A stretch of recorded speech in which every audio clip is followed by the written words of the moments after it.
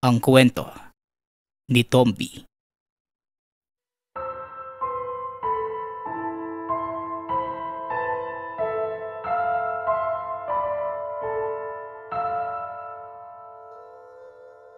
Ang kwentong ito ay hango sa totoong buhay. Mula ito sa isa nating tagapakinig na itago na lang natin sa pangalang Mario. Taong 1987. Camarin, Caloocan. Nang mga panahong ito, kasalukuyang naglalako ng prutas si Mario gamit ang kariton. Nilalako niya ang saging at mangga sa buong lugar para lamang makabenta. 10:00 ng umaga ang umpisa. Matatapos naman sa paglalako sa oras ng 5:00 ng hapon. Marami naman ang bumibili sa kanya. Kaya kukonti lang halos ang naiiwan sa mga paninda. Kinakain na lamang niya ito sa pag-uwi. Pero merong pagkakataon na kapag dumaraan siya sa tahanan ng kaibigan, inuubos nito ang lahat ng paninda. Ang pangalan ng kaibigan ay si Elisa. Ang rason ng babae kung bakit maramihan ito kung bumili. Prutas lamang ang kinakain niya at hindi karne. Sapagkat ang pamilya nito, palaging karne ang hinahapag sa mesa.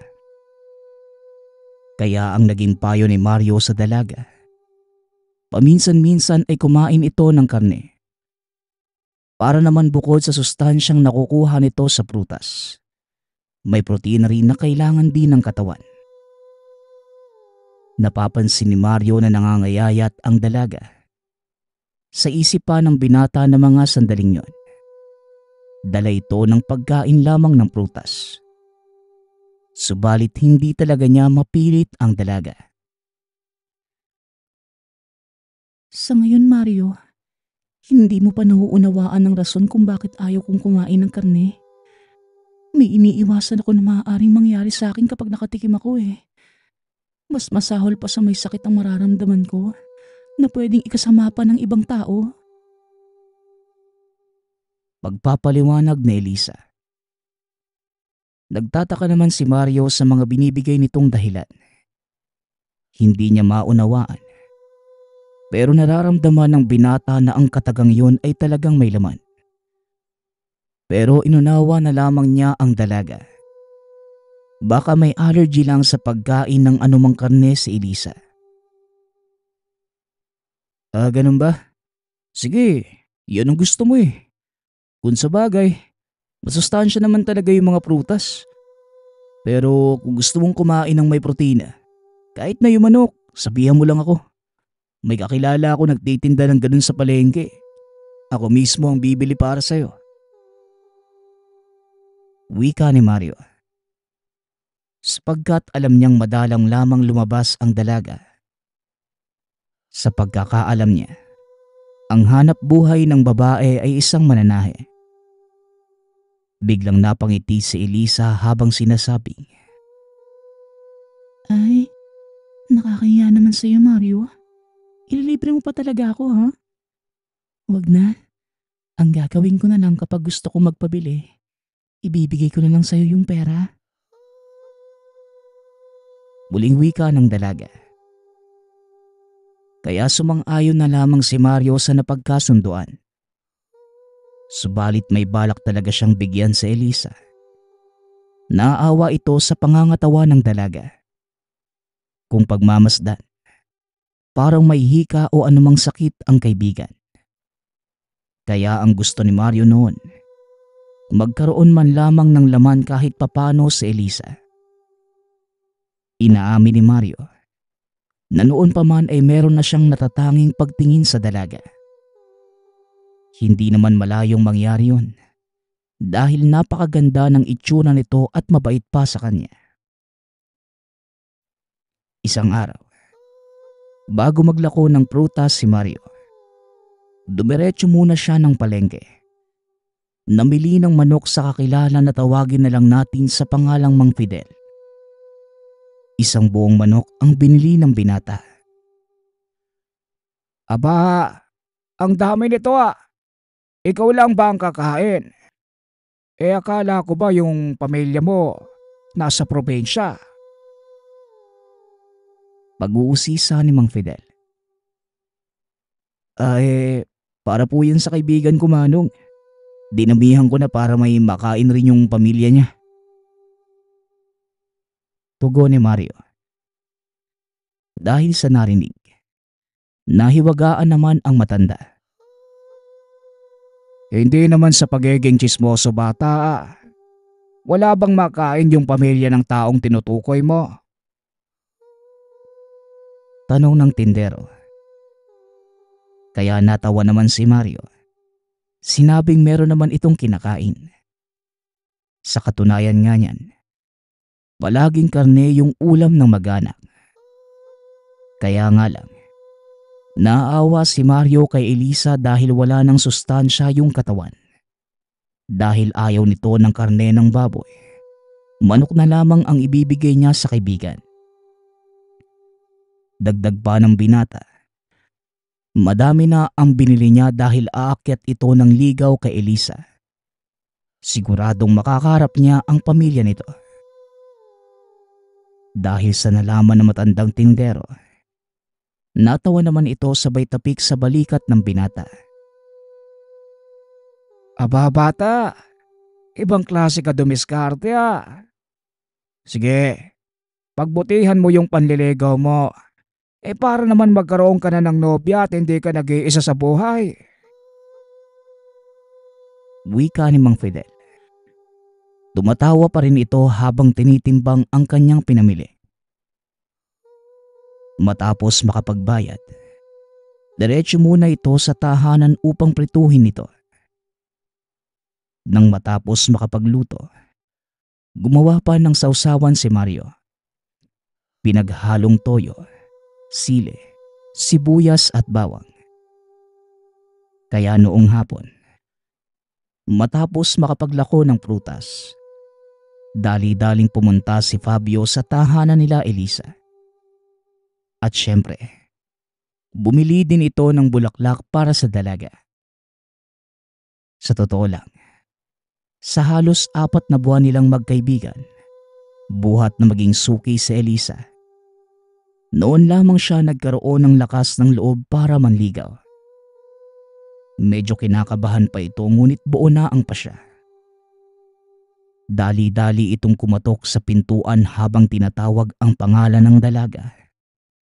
Hindi nagtagal. Meron nang lumabas sa pintuan. Pero nagulat si Mario nang lalaki ang bumungad sa kanya. Nagpakilala ito bilang nakakatandang kapatid ni Elisa na tawagin na lang natin sa pangalang Agaton. Anong kailangan mo? Anong ibig sabihin ng bulaklak na yan? Tanong nito sa kanya. Matalim ang mata nitong nakatitig kay Mario. Nagangalit pa ang mga panga na tila mananapak ito ng wala sa oras. Hindi alam ng binata kung anong una niyang sasabihin, pero hindi nagtagal. Kuya, naparito po ako para ibigay kay Elisa yung luto kong ulam. Tsaka yung isang pulumpun po ng bulaklak na ito. Gusto ko po sana siyang ligawan eh. Wika ni Mario. Kaagad namang inabot ni Agaton ang bulaklak at yung naka-tupperware na ulam. Binuksan ito ng lalaki. Pero sa hindi malamang dahilan, naibagsak niya ang pagkain ng maamoy ito. Nakita ni Mario na medyo nangitim ang mukha ni Agaton. Nagsikapalan ang mga kilay at bumalasik ang kanyuan. Hindi alam ni Mario kung namamalikmata lamang ba ito ng mga sandaling yun. Pero ganun talaga yung eksaktong nasaksihan niya. Hanggang sa mabilis na tumingin sa kanya si Agaton at maya-maya pa, kwinelyuhan siya nito at laking gulat ng binata. Sa pamamagitan lamang ng isang braso, nabuhat siya ng galit na lalaki na parang bata habang sinasabing,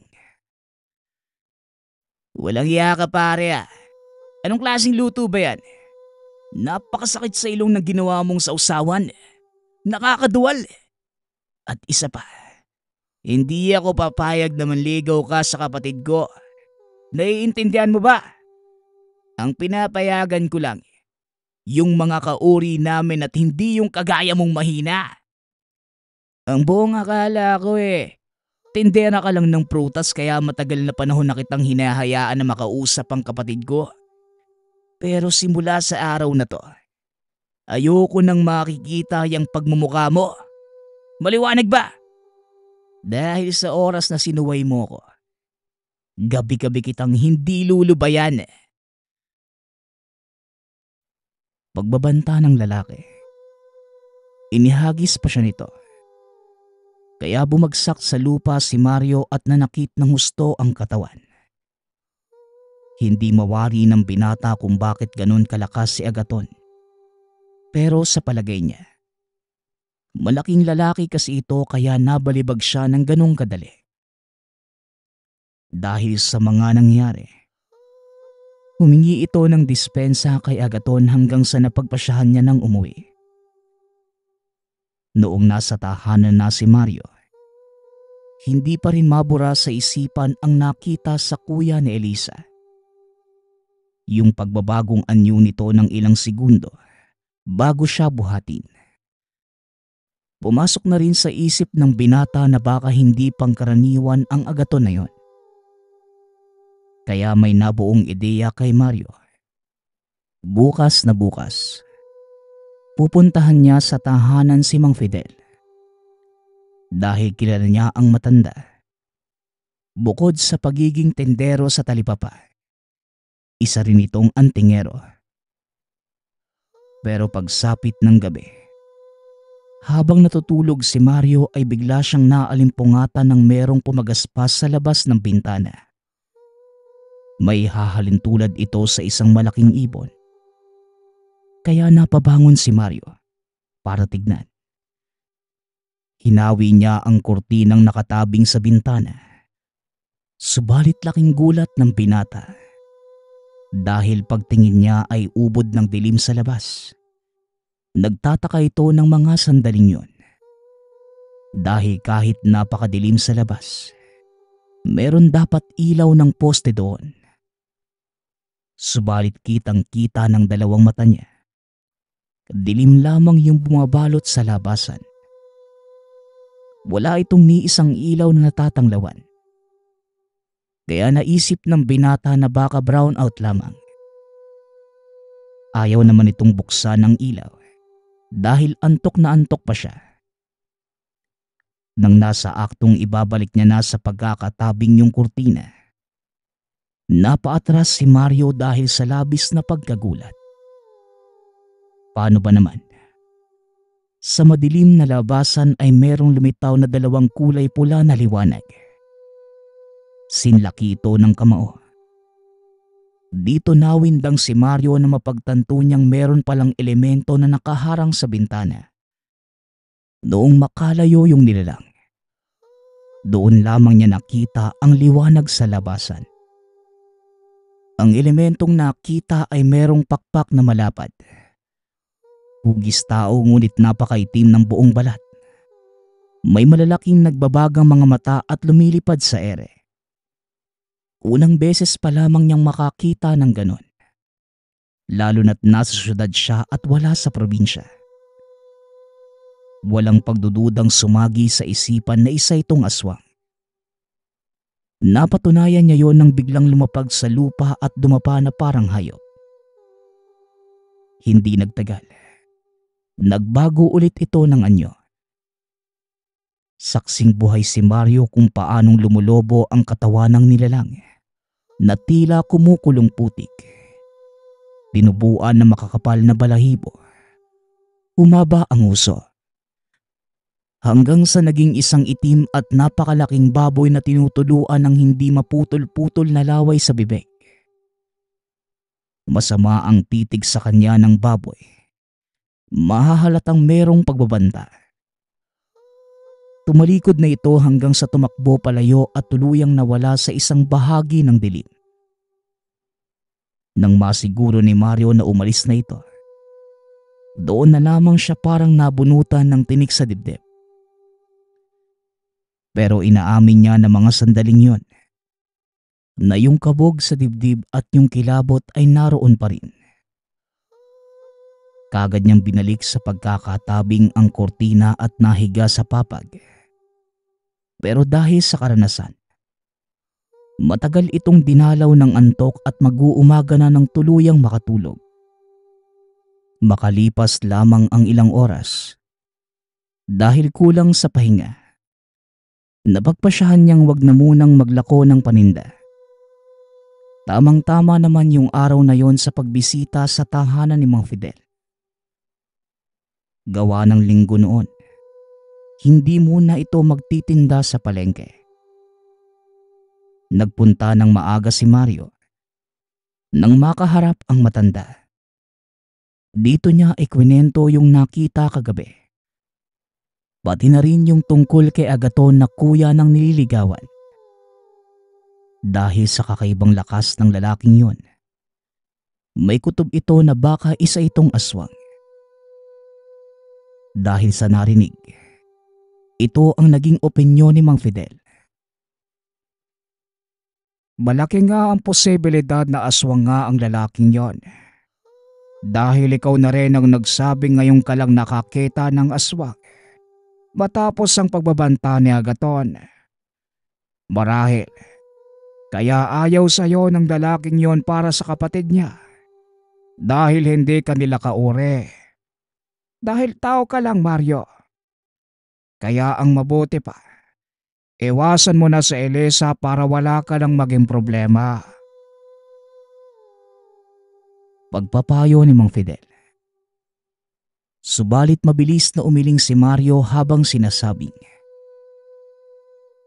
hindi ko naman po pwedeng tigilan si Elisa, Mang Fidel. Nararamdaman ko, pinipilit lang siya ng pamilya niya na maging isang ganap na aswang. Alam ko na ang dahilan ni Elisa kung bakit ayaw niyang kumain ng karne. Maaring pinipilit siya ng pamilya niya na kumain ng tao. Pero nilalabanan niya naman po eh. Kaya pati karne ng hayop, iniiwasan na rin niya. Baka kasi sa oras na makatikim siya nun, pati sa tao, hanap-hanapin na niya. Wika ni Mario. Kaya nagtanong sa kanya ang matanda kung anong gusto niyang mangyari.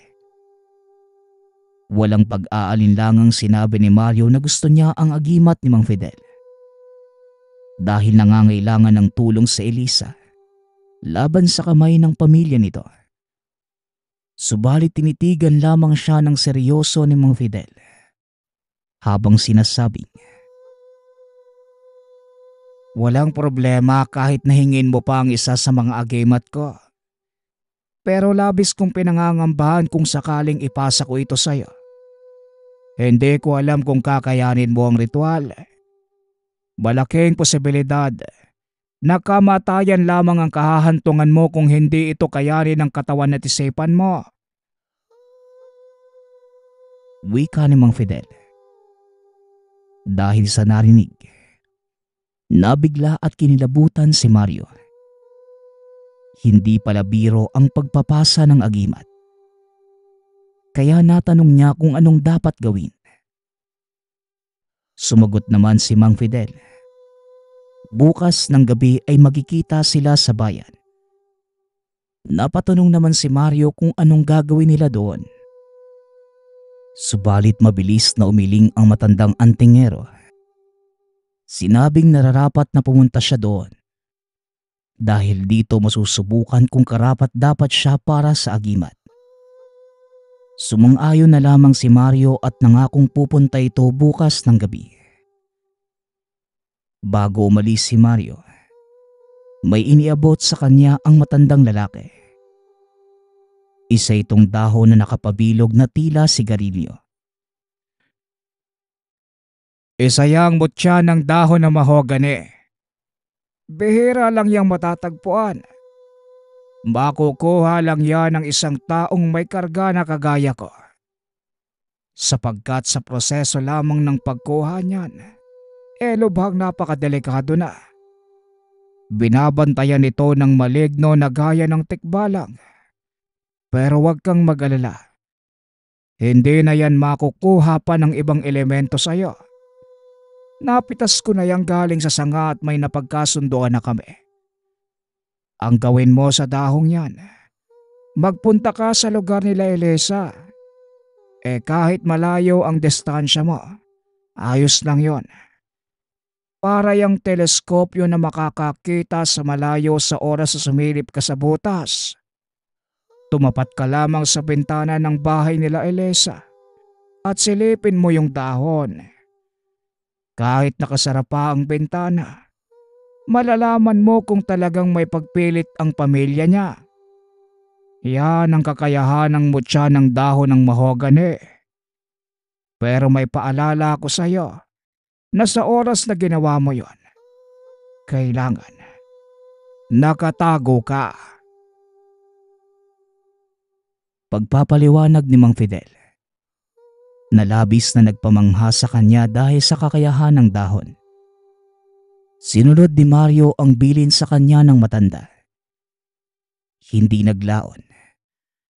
Nagpaalam na ito at kagad nagpunta sa lugar nila Elisa mga bandang hapon. Nagtago ito sa loob ng talahiban, kung saan natatanaw pa rin ang tahanan ng dalaga. Dali-dali siyang sumilip sa butas ng dahon na tangan. Nadiskubre niya na tama ang hinala, sapagkat kitang-kita niya mula sa isang madilim na silid.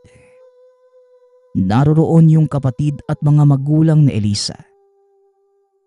Si Agaton. Pilit binubuka ang bibig ng babae habang hawak-hawak nito sa kabilang kamay ang pinagsamang tenga, mata, at tatay ng tao na parabang pinapakain ito sa kanya ng isang subuan. Pero mabilis itong tinabig ng dalaga, kaya nabitawan ng lalaki yung hawak. Hanggang sa nagulat siya nang wala na itong makita. Napagpasyahan ng binata na umuwi na lamang. Pero nangako ito sa sarili. Ililigtas niya si Elisa laban sa kamay ng sariling pamilya. Sumapit ang kinabukasan. Mag-aalas 8 ng gabi. Nagpunta siya sa pinag-usapan nilang tagpuan. Kaagad naman niyang nakita si Mang Fidel. Nakaupo sa isang waiting shed kaya nilapitan niya ito. Tumayo naman ang matanda nang makita siya habang sinasabing, "Kamusta bata? Handa ka na ba?" Tanong ni Mang Fidel. "Handang-handa na po ako, Mang Fidel." Tugon ni Mario. Kaya dito pinaliwanag ni Mang Fidel ang gagawin. Kinakailangan niyang manghuli ng isang kriminal. Doon sa lugar na pinuntahan nila ay laganap ang mga holdapper at snatcher. Napalunok sa sobrang kaba si Mario. Parang gusto niya nang tumakas sa hamon ng matandang antingero sa kanya. Subalit kinalaunan, tinanggap niya ang pagsubok na ito alang-alang sa agimat at sa pagligtas sa babaeng iniibig. Dahil sa katapangan at likas na tibay ng pangangatawan, nakahuli nga si Mario ng isang snatcher. Naghabulan sila at nang ma-corner ni Mario, itinali niya ito gamit ang lubid na bigay sa kanya ng matanda. Ibinalik niya sa may-ari ang gamit na ninakaw ng snatcher. Dinala ang lalaking yon sa presinto. Dahil sa ginawang kagitingan ni Mario, noong nasa tahanan na sila nila Mang Fidel, dito na binigay sa kanya ang isa sa mga anting-anting na tinatawag na batoomo. Isa itong bato na kulay puti, makinis at bilog na bilog. Pero nang iabot sa kanya ito ni Mang Fidel, may bilin itong binitawan sa kanya. Ayon sa antingero, sa oras na uminit ang mutya habang hawak niya ito, dasalin lamang ni Mario ang orasyon. Huwag itong titigil hanggat hindi humuhupa yung init ng batoomo. sapagkat kung titigil si Mario, lalong iinit lamang ang bato. Hindi na niya ito mabibitawan hanggang sa yung init ay gagapang sa buong katawan na maaaring magdulot ng tuluyang kamatayan. Ito ay dahil sa matinding temperatura ng mutya. Pero sa oras na napahupa niya yon, nangangahulugan ito na matibay ang pananalig niya sa Diyos at karapat-dapat talaga siya sa habang buhay na pangangalaga ng mutya. Muling kinabahan si Mario nang malaman ito mula kay Mang Fidel. Pero pikit mata niya itong ginawa. Kagaya ng sinabi ni Mang Fidel, uminit nga ang mutya nang ilagay niya ito sa palad. Sa pakiramdam ng binata, tila humahawak siya ng isang nagbabagang uling. Pero tiniis niya ang lahat ng yon. Kahit pinagpapawisan na siya at kusang nauhulog ang luha sa mga mata, dulot ng abot langit na sakit. Binasa niya ang orasyon sa papel ng walang tigil. Hanggang sa paglipas ng 20 minuto, unti-unti nang humuhupa ang temperatura ng bato. Hanggang sa wala na siyang nararamdamang init, pati yung paso sa palad ay kusang naghilom. Kaya natuwa ang binata sapagkat umayon sa kanya ang agimat dahil sa kanyang pananalig sa Diyos. Kaya nang malagpasan niya ang pagsubok, hindi na ito nag-alangan na lusubin ang pamamahay nila Elisa para iligtas ito laban sa sariling pamilya. Noong nasa harapan na ng tahanan, dali-dali itong kumatok sa pintuan. Kaagad namang may nagbukas ng pinto. Walang iba kundi si Agaton. Nang makita siya ay pumangit bigla ang itsura nito. Nagsikapalan ang kilay. Naging solidong itim ang mga mata. Tumalas ang ngipin habang tinutuluan ng hindi maputol-putol na laway sa bibig. Katulad ng dati, muli siya nitong kwinelyuhan ngunit laking gulat ng elemento nang di na siya maiangat. Ano? Gulat ka no? Hindi natatalab sa akin yung ginagawa mo. Pagmamalaki ni Mario, sabay sapak sa mukha kaya napasubsob ito sa sahig. Subalit mabilis na bumangon si Agaton. Nagpakawala ng sakmal at isang suntok sa kanya. Tumama ito sa mukha ni Mario kaya napauga siya roon. Subalit, gumanti ang binata ng 3 suntok kay Agaton. Mula sa mukha, tiyan at tagiliran. Pero mabilis na dumating ang mga magulang ni Agaton. Hindi na mamalaya ni Mario na nasa likod pala niya ang mga ito. Pinagtulungan siya ng mag-asawa. Kinagat siya nito sa batok at sa balikat. Nang lingunin ito ni Mario, yung dalawang matanda ay itsurang impakto na din. Mahaba ang bias. Pulang-pula ang mga mata at may matatalas na ngipin. Subalit mabilis niyang sinapak yung dalawa kaya natumba ang mga ito. Pero kagad siyang nakaramdam na merong kumalmot sa likod. Ramdam ni Mario ang hapdi at batid niyang nasugatan siya. Kaya humarap ito at may dinukot sa bulsa. Isang punyal. Noong sabay-sabay nang umatake ang 3, mabilisan niyang pinagsasaksak sa dibdib ang mga ito hanggang sa sabay-sabay na humandusay sa lupa. Unti-unting nangisay ang mga yon hanggang sa namatay. Dali-dali naman niyang pinuntahan si Elisa. Pero laking gulat niya nang malaman na nagalit ito sa ginawa. Pinagtatabuyan siya nito. Labis siyang sinisisi sa pagkamatay ng mga magulang at kapatid. Dahil kinaputan na siya ng dalaga, umuwi na lang ng tahanan si Mario. Nang hinayang sa pagkawasak ng pagkakaibigan nila, naguguluhan siya ng mga oras na yung kung tama ba ang ginawa o hindi. Nagdaan pa ang mga araw. Nabalitaan ni Mario na nilisan na ni Elisa ang lugar. Subalit laking pagtataka niya. Kahit napatay niya ang pamilya nito, hindi siya sinuplong sa mga otoridad. Magkagayon pa man, napagtanto ni Mario na tama lang ang ginawa.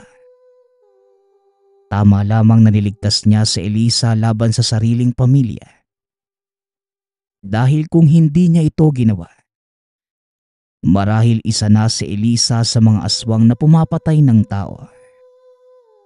Kahit lumipas na ang maraming taon, hinding-hindi malilimutan ni Mario ang mga panahong nakipaglaban siya sa pamilya ng nililigawan. Ang kwentong ito ay hango sa totoong buhay. Mula ito sa isa nating tagapakinig na tawagin na lang natin sa pangalang Pugo. Walang eksaktong taon. Probinsya ng Iloilo. Lumaki si Pugo na walang kinikilalang magulang. Tanging lolo at lola lamang ang nakakasama. 8 buwang gulang pa lamang nang iwanan siya ng ama sa piling ng ina. Ngunit dahil sa kakulangan sa pinansyal, sinuong ng ina ang buhay OFW. Masakit mang mawalay sa anak. Tiniis nito ang lahat, maitaguyod lamang ang bata. Hanggang sa lumipas ang ilang taon, magbibinata na si Pugo. Ngunit sagad pa rin ang galit nito sa ama. Sa murang edad, napilitan itong maghanap buhay para maalalayan ang ina na nasa malayo. Nais niya balang araw, makapiling na ang ina na matagal nang hinahanap-hanap. Ang hanap buhay naman ng lolo't lola ay paggawa ng puto na gawa sa kamoteng kahoy. Tol, saan ka na naman maglalako? Dinidibdib mo na yung pagbebenta mo ng puto ah. Hindi ka na masyadong nakakasama sa tambayan. Wika ng kaibigan na tawagin na lang natin sa pangalang Alberto. Pasensya na tol ah. Alam niyo namang hindi na kaya ni lolang maglako eh. Lalo pat palaging inaatake ng arthritis. Kahit si lolo nga eh, hindi na kayang maglakad ng malayo. Bumili ka na lang ng puto para mabilis ako makauwi. Tugon ni Pugo. O siya, sige. Magkano ba lahat yan? Bibilhin ko na. Andiyan ang tropa sa may kamalig oh. Ipamigay mo na lang sa kanila. Ako na lang ang magbabayad. Wika ng kaibigan. Naku, salamat tol ah. May sakit kasi ang lolo ko ngayon eh. Kailangan ko din makauwi ng maaga. Ako na muna ang gagawa ng puto para bukas eh. Kaya salamat ha. Bukas ulit. Tugon ng binata. Kinamayan niya ang kaibigan bilang pasasalamat. Natutuwa siyang hinatid ang mga puto sa mga tropa na nakatambay sa kamalig. Matapos yon, umuwi na ito ng tahanan. Nakangiti itong sumalubong sa lola, naabala sa pagbabalat ng kamoteng kahoy. Hapon na ng mga oras na yon. O apo, ubos na ang paninda mo. Salamat sa Panginoon at nandito ka na. Apo, ako na ang magkukuskus nito. Magpahinga ka na doon. Bukas na madaling araw na natin ito isalang sa pugon. Nakaluto na ako ng hapunan nyo ng lola mo. May sakit pa nga rin yan eh. Wika ng lola na tawagin na lang natin sa pangalang Lola Medi. Ayos lang po ako lola. Naku, nasarapan po sila sa puto mo kaya inubos ng kaibigan ko eh. Lola, ikaw po ang dapat magpahinga doon eh. Kaya ko na po yan. Tsaka hayaan niyo pong ako na ang maguskus. Sasakit na naman po ang likod niyo yan eh. Mas mahihirapan po ako kapag dalawa po kayo ni Lolo ang nagkasakit. Tugon ni Pugo. Halos maluha ang lola sa mga sinasabi ng apo. Nararamdaman niya ang pagmamahal sa kanila. Tumayo na ito at pinasok ang mga natapos balata na kamoteng kahoy. Sabay na silang pumunta ng kusina. Mag-aalas 5 ng hapon at palubog na ang araw. Ilang sandali lang ay pinuntahan ng binata ang silid ng lolo para hatidan ng makakain. Lolo, gising po muna kayo. Kakain po at iinom na ng gamot. Wika ni Pugo. Naku po, wala pa akong gahanang kumain eh. Ilagay mo na lang muna dyan sa maliit na lamesa. Ako na ang babangon mamaya. Alalayan mo na lang doon ang lola mo. Tugon ni Lolo Estoy. Nag-aalala po kami ni Lola sa kalagayan niyo eh. Gusto niyo po bang magpakonsulta na? Tatawagan ko po si Mama para maalalayan niya tayo sa gastusin. Tanong ni Pugo. Ay sus, nilalagnat lang naman ako. Apo, magiging maayos din naman ako. Pahinga lang siguro ang kulang. Ang lola mo ang isipin mo. Alam mo namang naging buhay na niya ang ilang taon na paggawa ng mga puto. Kaya hindi yan sanay na hindi gagawa.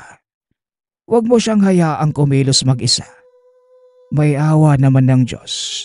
At siguradong bukas pwede na akong gumalaw.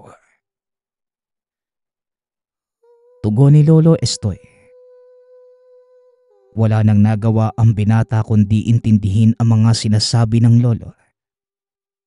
Lumabas na ito ng silid at pinuntahan ang lola para maalalayan sa paghahanda ng hapunan.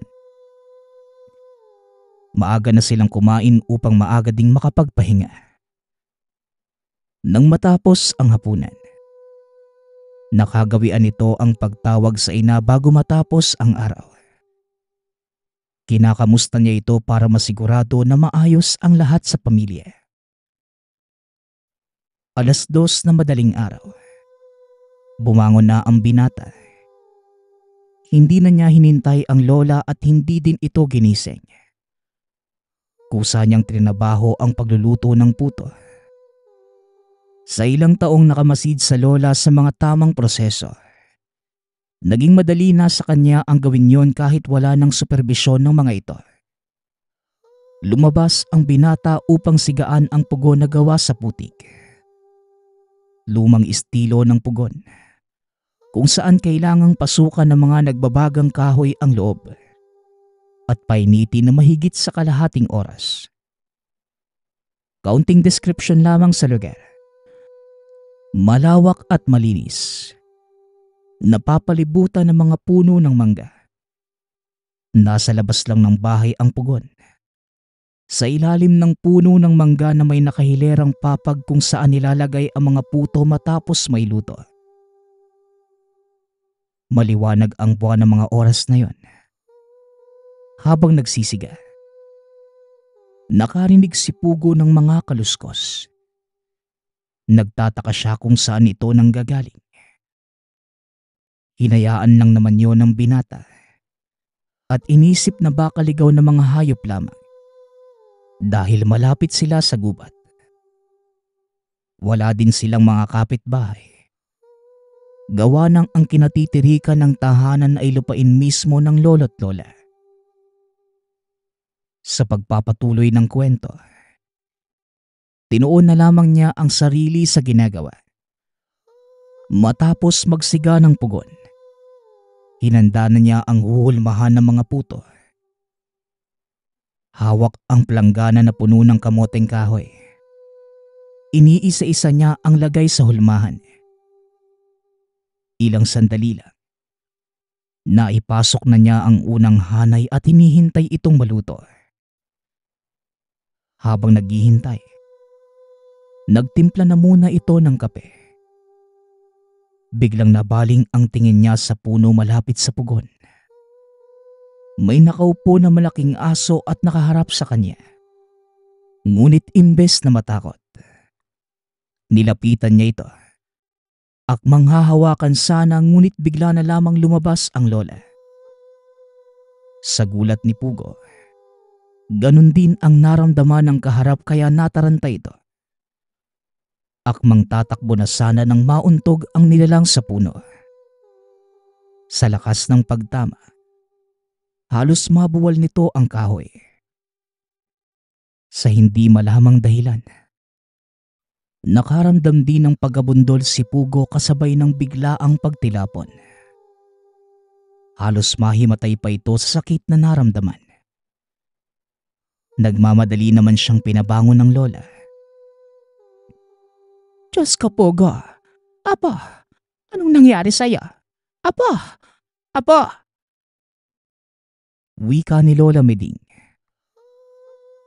Tuluyang nahimatay si Pugo dahil sa pagkataranta ng matanda. Tinawag niya ang asawa na noong mga oras na yon. Nagising na sa lakas ng pagkakasigaw ng asawa. Dali-dali nilang dinala ang apo sa loob. Maiging sinuri kung ano nga ba ang nangyari sa apo. Hindi makalma ang lola dahil hindi pa din bumabangon ang apo. Kahit hindi pa natatapos ang pagsasalang ng puto, minabuti pa rin niyang magpatawag na ng albularyo. May kalayuan ang tahanan ng manggagamot. Ngunit tiniis ito ng lolo dahil sa labis na pag-aalala sa apo. Magbubukang liwayway na makabalik siya kasama ang albularyo. Habang papasok sa bakuran, huminto ang manggagamot malapit sa malaking puno ng mangga. Nakita nito ang bakas ng hindi pangkaraniwang nilalang. Tahimik nitong dinama ang lugar, malapit sa kinabuwalan ng bata. Alaga ng engkanto. Nasa na nga po mo, Estoy? Pakiramdam ko, may presensya ng engkanto sa lugar. Wika ng albularyo. Natawagin na lang natin sa pangalang Homer. Hindi din namin alam ang nangyayari. Bigla na lang siyang tumilapon eh. Nung patayuin ang asawa ko, hinimatay na yung bata. Tugo ni Lolo Estoy. Muling napatingin ang albularyo sa puno at biglang napayuko. May binibigkas itong mga kataga habang papalapit sa puno at may kinuha. Ilang sandaling katahimikan habang papasok ng tahanan. Nakita nitong nakahiga ang binata sa mahabang upuan. Habang ang lola naman, nasa gilid lamang nito. Lumapit ang albularyo at dinama ang pulso ni Pugo.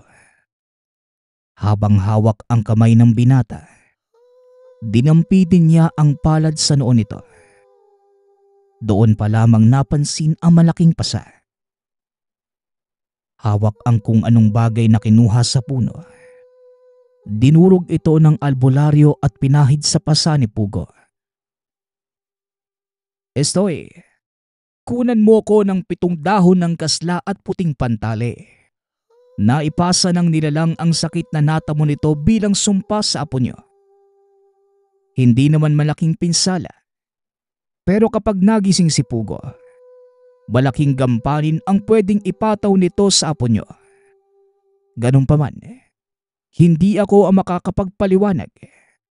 Siya mismo ang makakatuklas nun. Wika ni Mang Homer.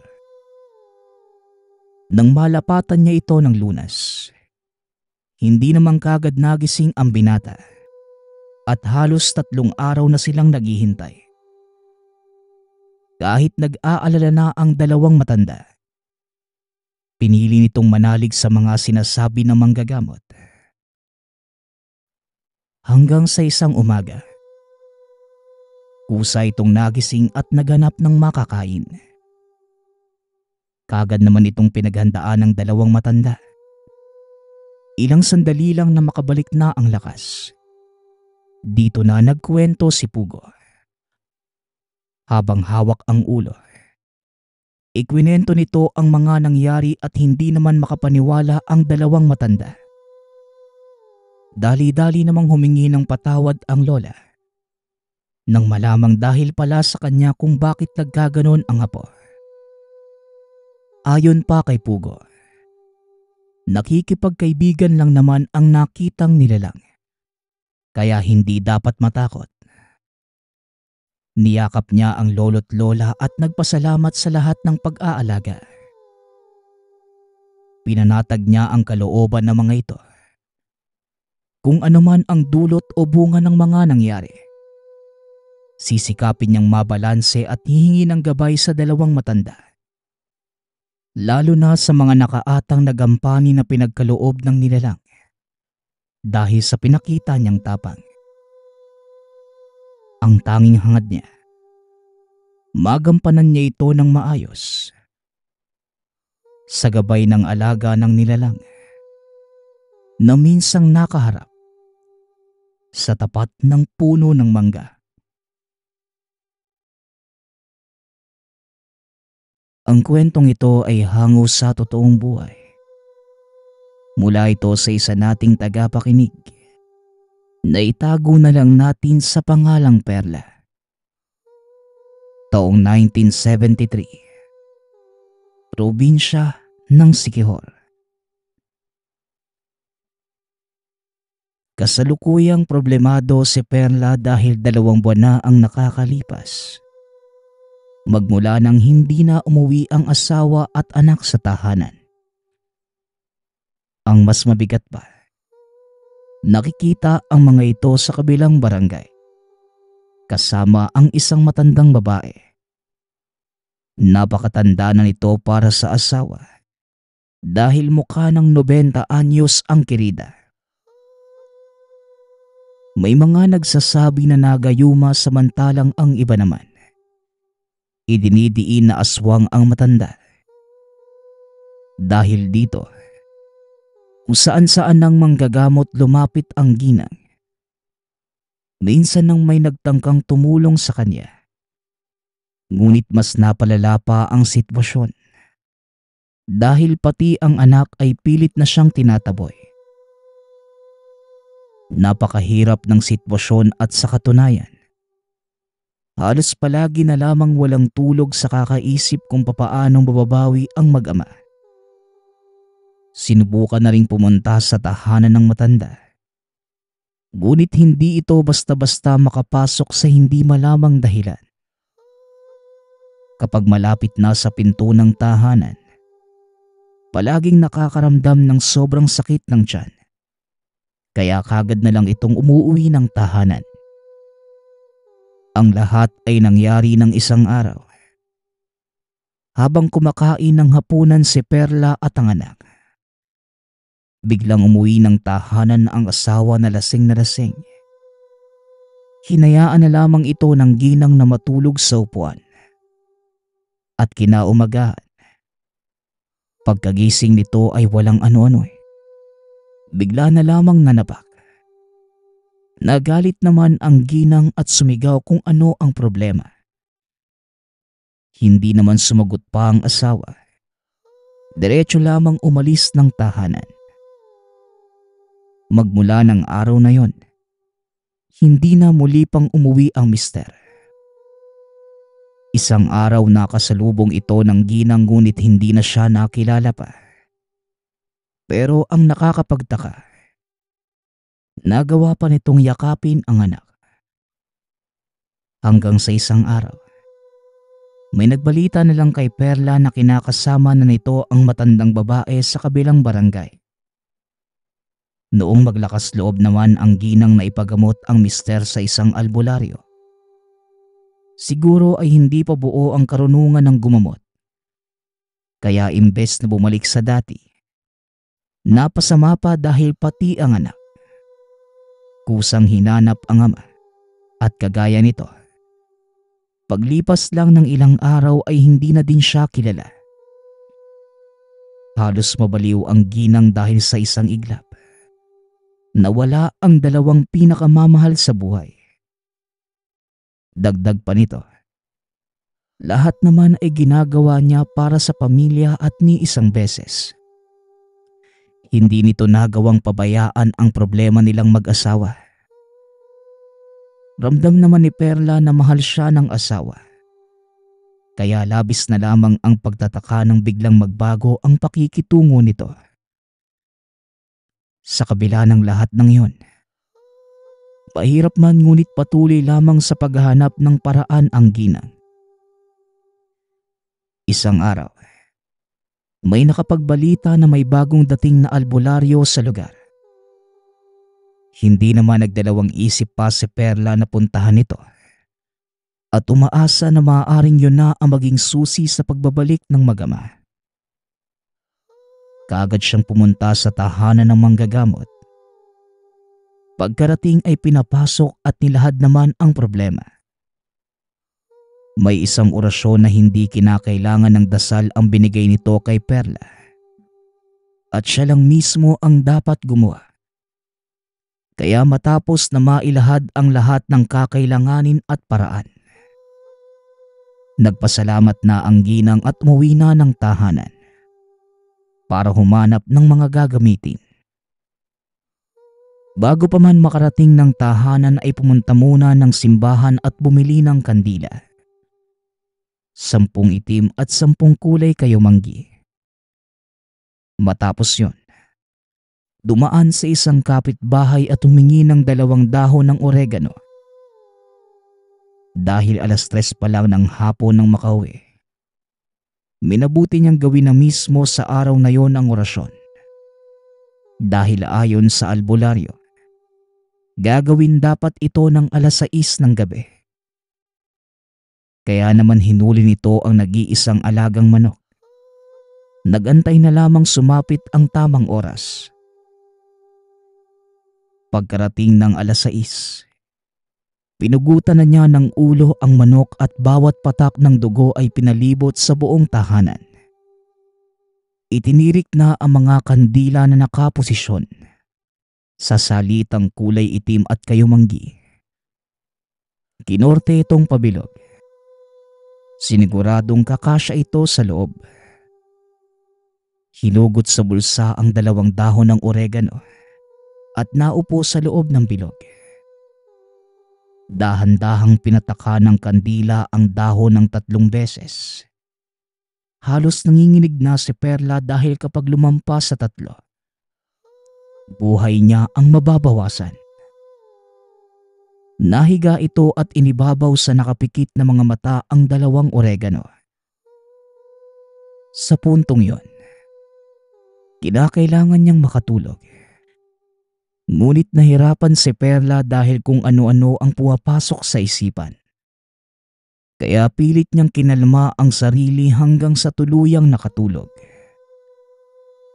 Ayon sa albularyo, para malaman kung epektibo ang naging ritual, kinakailangan madatnan nito na hindi nalusaw ang mga kandila. Umaga na nang magising ang ginang at nanlaki ang mga mata nang makitang lusaw lahat ng kandila. Dahil dito, kaagad itong napatakbo sa tahanan ng albularyo. Nadatnan niyang nagwawalis ng bakuran ang matanda, kaya kaagad siyang lumapit. Habang naghahabol ng hininga, pilit nitong itinanong kung bakit nalusaw ang mga kandila. Isa lang ang ibig sabihin niyan, iha. Hindi natin nagawang labanan ng nilalang na may gawa ng gayuma. Nakakasigurado ko, mas mataas ang karunungan nito kesa sa akin. Maaaring isang tao o kaya naman mas malaki ang tsansa na isa itong kampo ng kadiliman. Sa puntong ito, marami man akong alam sa panggagamot, pero hindi ko may tatangging mas malakas talaga ang may gawa nito sa asawa at anak mo. Wika ng albularyo. Napaluha na lamang ang ginang dahil pagod na itong maghanap ng solusyon. Hindi na rin alam kung ano pa ba ang pwedeng magawa. para mabawi ang mag-ama o kahit ang anak man lamang. Walang ano-ano eh. Napatanong ito kung ano ang pwedeng makatalo sa nilalang. Tumugon naman ang manggagamot. Ang tanging paraan para manalo ay ang mas mataas at kumpletong karunungan kesa sa kalaban. Sa hindi malamang dahilan, biglang nagwika ang ginang na siya mismo ang mag-aaral para malabanan ito. Natawa naman ang matanda. Pinauwi na muna ang ginang para makapag-isip. Pagkarating ng tahanan, ramdam nito sa buong katawan ang pagnanais na mapag-aralan ang sinasabi ng albularyo. Sa buong maghapon, wala na itong ibang inisip kundi ang kalabanin ang nilalang na kumuha sa magama. Kinaumagahan, dali-dali itong bumalik sa albularyo. Ipinakita na desidido na sa naging pasya. Matagal ang naging pag-uusap ng dalawa dahil inilahad ng albularyo ang lahat ng pwedeng mangyari sa pag-aaral para maging isang manggagamot. Lahat ng yon, buong pusong tinanggap ni Perla at dahil dito, nakumbinsi na din ang matanda. Maagang umuwi ang ginang para makapaghanda sa paglisan sa lugar kinabukasan. Ayon sa albularyo, dahil napakataas ng gusto nitong abutin sa larangan ng panggagamot, kinakailangan niya ng tulong ng dalubhasang albularyo na matatagpuan sa Karatig probinsya. Nang mga sumunod na araw, naglakbay na ang dalawa papunta sa sinasabing dalubhasang albularyo. Kahit dalawang matandang lalaki ang kasama, naging komportable naman si Perla dahil parang anak ang pagtrato ng mga ito sa kanya. 2 taon ang ginugol nito sa pag-aaral. Paulit-ulit naman siyang pinaaalalahanan ng maestro. Karanasan ang naghuhulma upang mas maging magaling na manggagamot. Nakatatak ito sa isipan ng ginang. Ngunit iba talaga ang dedikasyong pinamalas nito. Natutuwa ang dalawang matanda sa pagsisikap nito dahil sa loob ng mahabang panahon, naging disiplinado si Perla at madali ring nakabisado ang mga inaaral. Pagsapit ng tinakdang oras, nakakaharapin na ang nilalang. Kasama nitong bumalik sa lugar ang albularyo. At sa pagkakataong yon, hindi na masukat ang lakas ng loob na meron si Perla. Nang makauwi sa tahanan, natulala na lamang ang ginang dahil napakatagal na. Napakadami nang nangyari ngunit hindi pa din nakakabalik sa dati na puro halakhak na mag-ama ang naririnig. Isang gabi, pumunta ang ginang sa kabilang barangay kung saan naninirahan ang mag-ama kasama ang nilalang. Nang makarating doon, walang ano-ano'y tinulak nito ang pinto at sa pagkakataong yon, nakapasok na ang ginang dahil sa tangan nitong mga agimat sa katawan. Ngunit wala itong naabutang tao sa loob. Naglibot-libot lamang ito hanggang sa naramdaman ang mabigat na presensya. Napalingon ito at nakita ang matandang babae. Nanlilisik ang mapupulang mga mata. Dahil ito na ang pinakahihintay na pagkakataon ni Perla. Nagbanggit na ito ng mga usal. Hinawakan ang isang mutya na nakasabit sa leeg. Inumpisahan na ang orasyon. Umatungal naman ng napakalakas ang nilalang at tumakbo papalabas ng tahanan. Sa sobrang galit ni Perla, sinundan ito ng ginang para tuluyan ng patayin. Sa pagtakbo, nakasalubong niya ang mag-ama. Dito napahinto ang ginang at biglang tumulo ang luha at nang akmang yayakapin sana ang anak. Naramdaman niyang hindi na normal na tao ang binata. Kaya naman tinitigan na lamang niya ito. Bigla namang sumugod ang asawa. Nagtangkang ibaon ang mga kuko sa dibdib ng ginang. Ngunit hindi tuluyang nakalapit dahil sa naramdaman ang mga pangontra nito. Hindi na nagawa pang gumamit ng anumang orasyon dahil sa napakalambot ng puso niya pagdating sa pamilya. Hindi na nakakakilala pa ang asawa. Muli itong umatake at napatumba ang ginang. Sa puntong yon, batid niya na malakas ang puwersang tanga ng asawa. Kaya naman lakas loob niyang inumpisahan ang pag-oorasyon.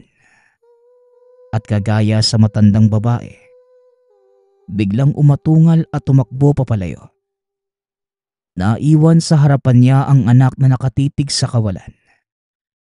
May dasal na binanggit ang ginang, dahilan kung bakit bigla itong nawala ng malay.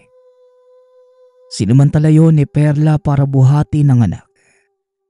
Mabilis na naglakad papauwi ng tahanan. Pinaupo niya ang binata sa bakuran. Inumpisahan ng orasyon sa pagbawi ng kaluluwa. Tumagal ng 2 oras ang gamutan at nang matapos, nagising ang anak. May iniluwang itim na likido na tila galing sa kanal. Dito niya napag-alaman. Minarkahan na ito ng nilalang bilang magmamana sa lahi kung sakaling mamatay.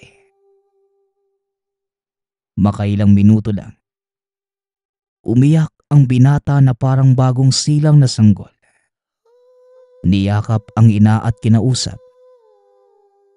Sa pagkakataong yon, alam niyang nakabalik na ang kaluluwa ng binata dahil nakilala na siya nito. Nagsimula silang mamuhay ng normal na magkasama.